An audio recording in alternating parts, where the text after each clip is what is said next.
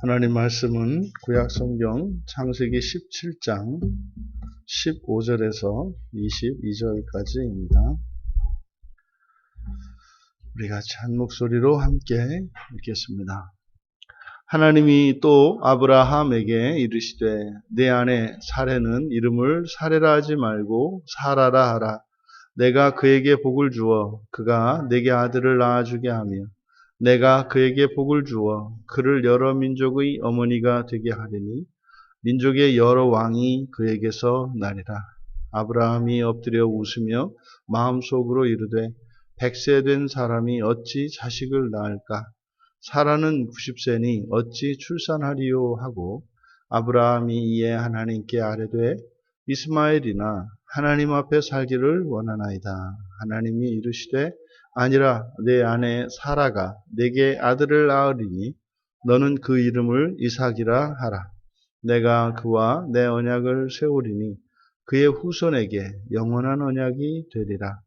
이스마엘에 대하여는 내가 내 말을 들었나니 내가 그에게 복을 주어 그를 매우 크게 생육하고 번성하게 할지라.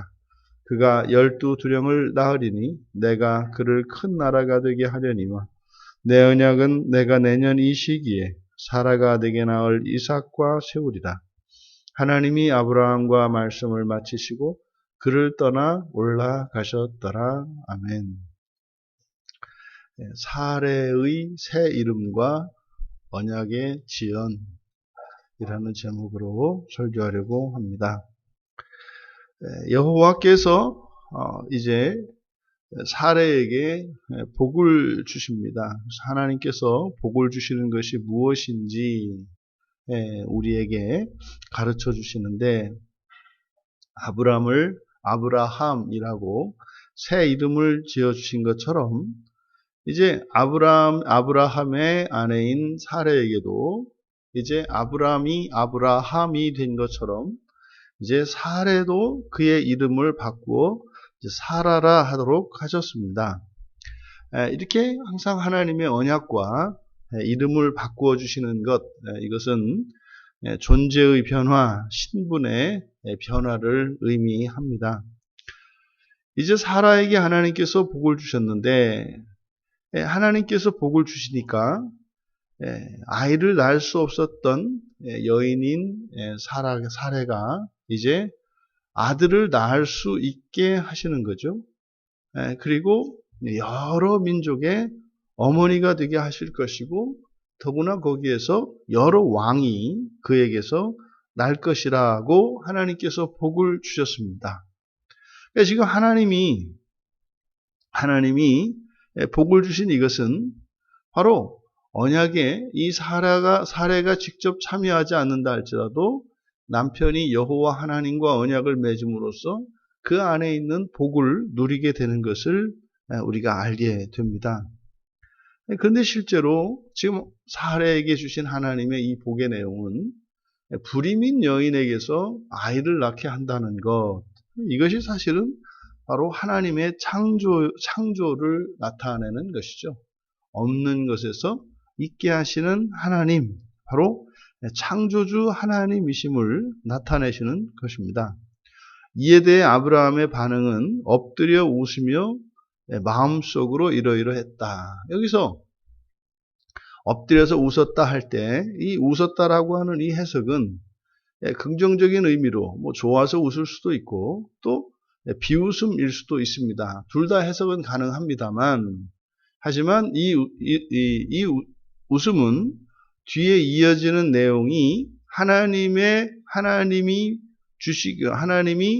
복 주시기로 한 그 내용에 대한 불신의 표현이었었기 때문에 자신이 100세가 되고 사라가 90에 아이를 낳을 수 없다. 더더군다나 불임인 내 아내가 이런 뜻이 되겠죠.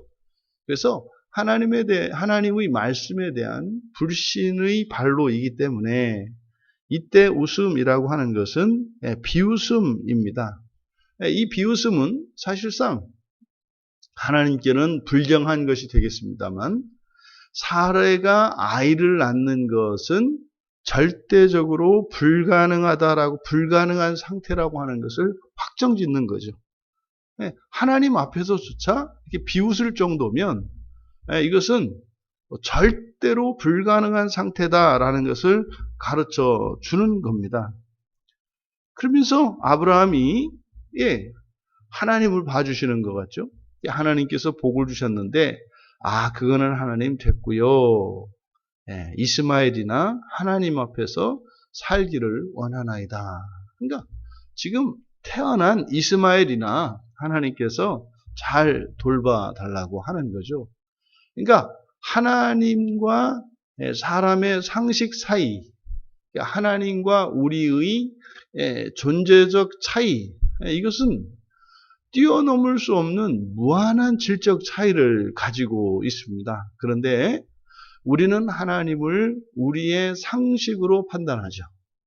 이것은 아브라함에게만 일어나는 일이 아니라 오늘을 살아가는 우리 그리스도인들에게도 동일한 일들이 얼마든지 빈번하게 일어납니다.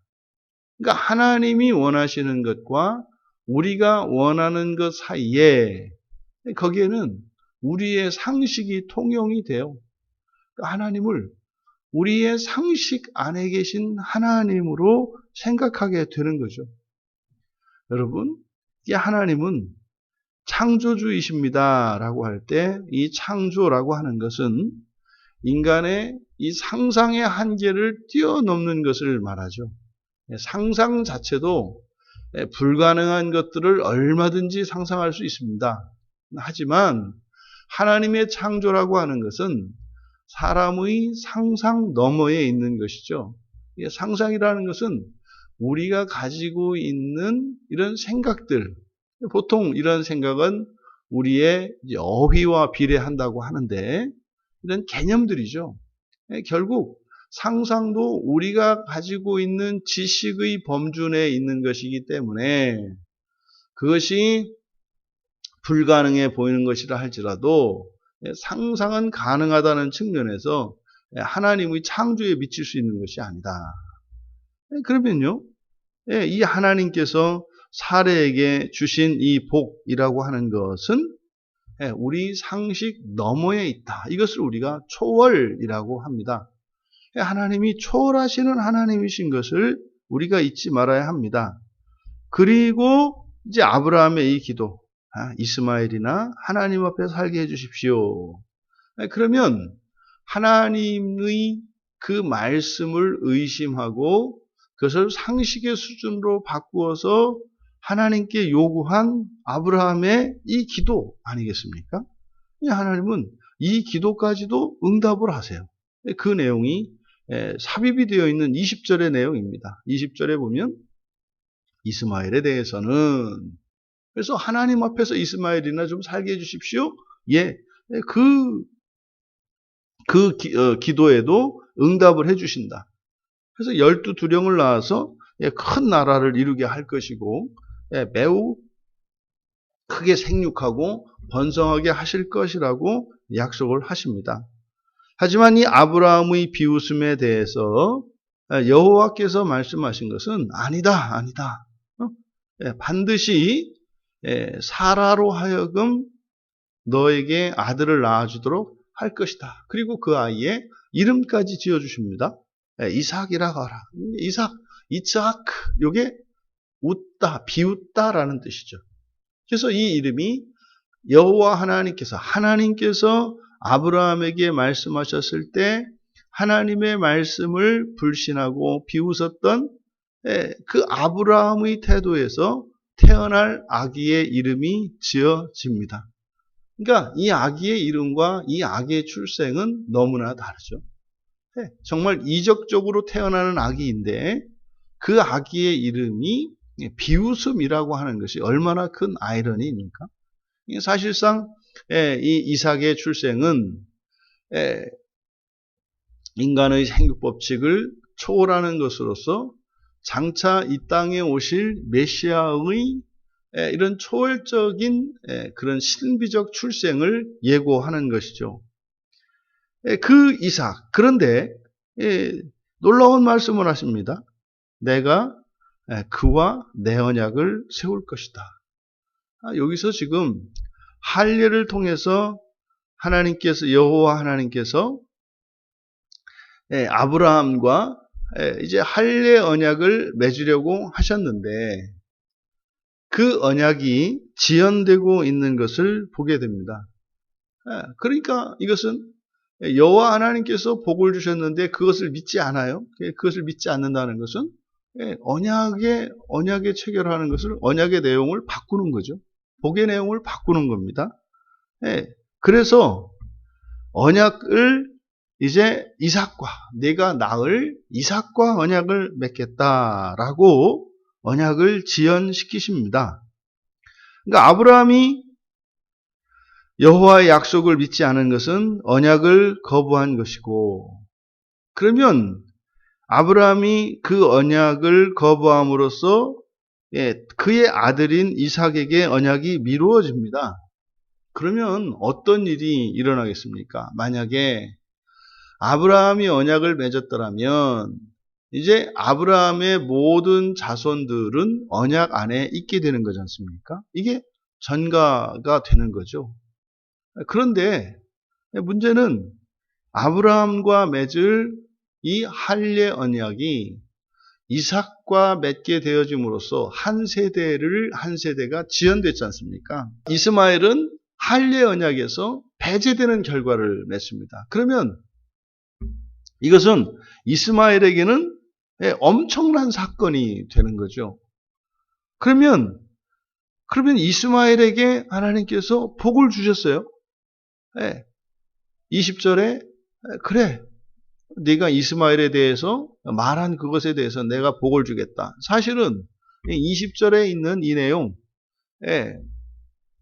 크게 생육하고 번성하게 하고 12두령을 낳게 하고 또 큰 나라 되게 하겠다라고 하는, 이것은 사실상 이미 앞에서 맺었던 횃불 언약 속에서 있었던 내용이죠. 그러니까 앞에서 맺었던 횃불 언약은 아브라함이 아브라함 되기 전에 아브라함으로서 맺은 언약이니까 그 횃불 언약에 약속되어진 그 하나님의 복에 대한 약속은 유효한 겁니다. 그러니까 이스마엘에게도 그 복이 임하지요. 근데 이제 이스마엘은 어디에서 중단이 되는 거예요? 할례 언약에서 중단이 되는 겁니다. 그리고 이제 이삭으로부터 이제 할례 언약이 맺어지기 때문에 그 이후로 이 할례 언약의 복이 지연되고 있는 것임을 우리가 알 수 있습니다. 그리고 이 말씀을 마치시고 그를 떠나 올라가셨다. 언제까지요?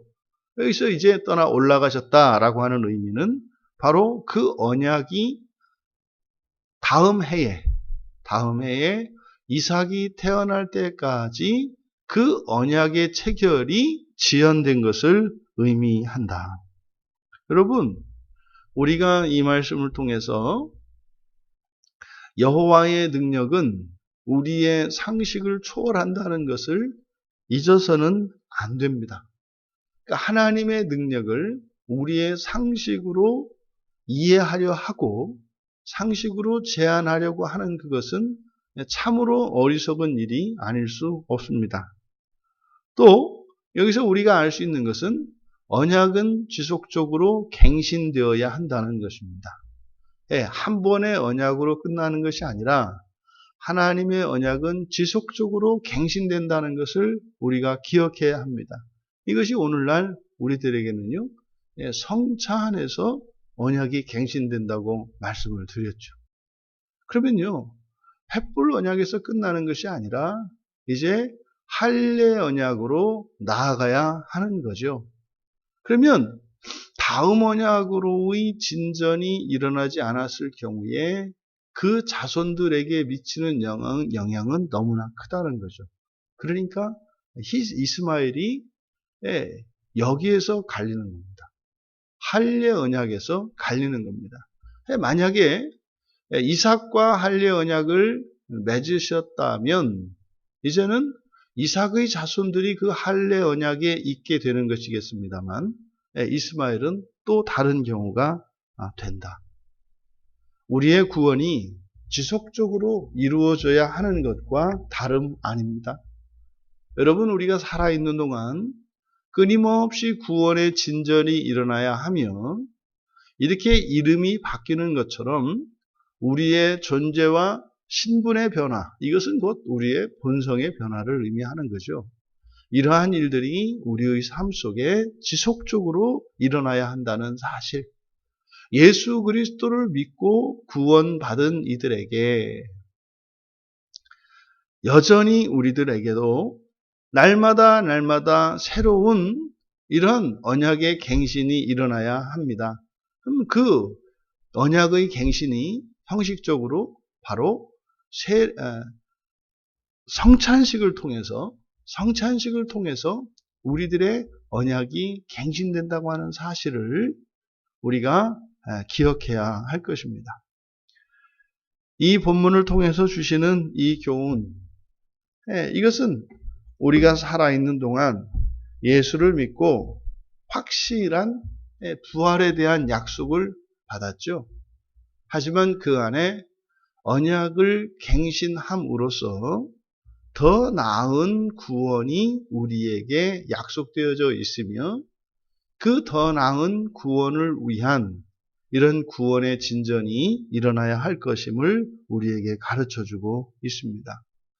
한날 한날의 삶이 이렇게 구원의 진전을 이루는 복된 날들이 되기를 바랍니다.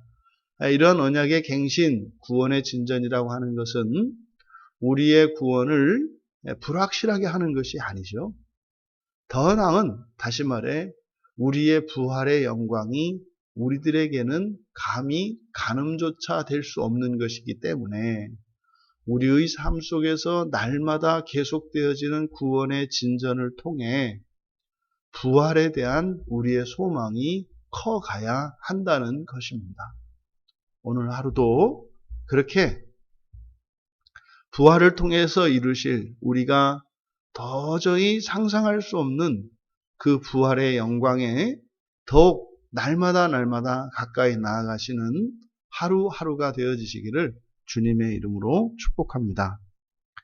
존귀하신 하나님께서 사레에게 복을 주시고 이제 하나님께서 언약을 갱신하시고자 하실 때 아브라함이 불신하여 하나님의 약속을 비웃음으로써 구원의 언약이 갱신되지 못하고 지연되었던 사실을 오늘 말씀을 통해 저희들이 함께 살펴보았습니다. 하나님, 저희들에게 이루어 가시는 날마다의 구원의 진전이 있게 하여 주시고 참으로 그 부활의 영광, 그 부활의 소망이 저희들에게 식상한 것이 아니라 날로 더 찬란하고 영광스럽고 아름답게 인식되어질 수 있도록 저희들의 마음속에 구원의 진전이 일어나게 하셔서 언제나 아침과 같은 신앙을 가지고 매일매일을 살아갈 수 있도록 은혜를 내려 주시옵소서.